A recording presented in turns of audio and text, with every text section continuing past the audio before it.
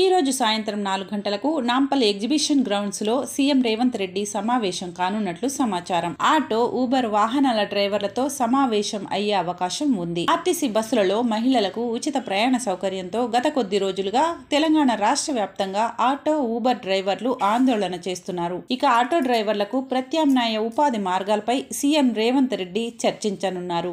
మరోవైపు బీఆర్ఎస్ అనుబంధ సంఘం తెలంగాణ ఆటో వర్కర్స్ యూనియన్ ఆధ్వర్యంలో రానున్న 2 రోజుల్లో నిరసన కార్యక్రమాలకు రెడీ అవుతున్నారు. అయితే సీఎం రేవంత్ రెడ్డి మహాలక్ష్మి పథకంపై పునరాలోచించాలన్నారు. లేకుంటే ఆటో కార్మికులకు ప్రత్యామ్నాయంగా ప్రతి నెల 15,000 ఇవ్వాలని డిమాండ్ చేశారు. అయితే ఈ పథకం ద్వారా తాము చాలా వరకు నష్టపోతున్నామని ఆటో కార్మికులు ఆవేదన వ్యక్తం చేస్తున్నారు. తమకు ప్రత్యామ్నాయ ఉపాధి కల్పించాలని కోరుతున్నారు. మహాలక్ష్మి పథకం వల్లే చాలా వరకు ఆటోలను ఫైనాన్స్ లో కొనుగోలు చేసిన మేము నెలవారీ పేమెంట్స్ కట్టేందుకు తీవ్రంగా కష్టపడుతున్నామని వారు పేర్కొంటున్నారు. తమ ఆటోలో ఎవరు ఎక్కకపోవడంతో ఆటో స్టాండ్స్ అన్ని నిర్మానుష్యంగా మారాయని ఆటో డ్రైవర్లు ఆవేదన వ్యక్తం చేస్తున్నారు. సీఎం రేవంత్ రెడ్డి పునరాలోచించి ఆటో కార్మికులకు ఉపయోగపడేలా వారి కుటుంబాల్లో జీవితాల్లో వెలుగులు నింపే విధంగా తగిన నిర్ణయం తీసుకోవాలని ఆటో, ఊబర్ డ్రైవర్లు కోరుతున్నారు. గతంలో 1000 నుంచి 1500 రూపాయల వరకు రోజువారీ సంపాదన వచ్చేది. కానీ మహిళలకు ఫ్రీ బస్సు పథకం ప్రారంభమైనప్పటి నుంచి కేవలం రోజుకు 100 రూపాయల నుంచి 200లకు కూడా రావడం లేదని ఆటో కార్మికులు వారిపోతున్నారు.